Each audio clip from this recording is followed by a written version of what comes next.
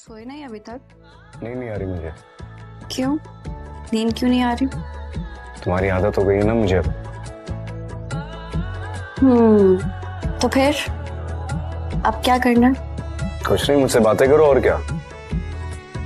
लेकिन मुझे तो बहुत नींद आ रही है। देखो, जब तक मुझे नींद नहीं आती ना, तुम्हें भी नींद नहीं आनी चाहिए। बातें करो मुझसे।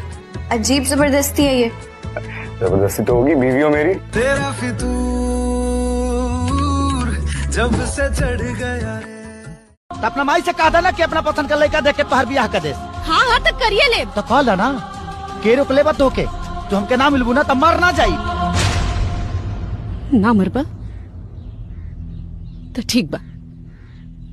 राहत देखत रही रोजन देखत रही छुप के आँख से कत रही देहिया में ठेकत रही उड़ जाए जहाजिया से भोरवा ये राजा जे याद सताए सुतल भोरवा ये राजा जे के कर दबाए बोलो राहत देखत रही रोजन देखत रही छुप के आँख से कत रही देहिया में ठेकत रही उड़ जाए जहाजिया से भोरवा ये राजा जे याद सताए सुतल भोरवा ये राजा जे के कर दबाए बोलो।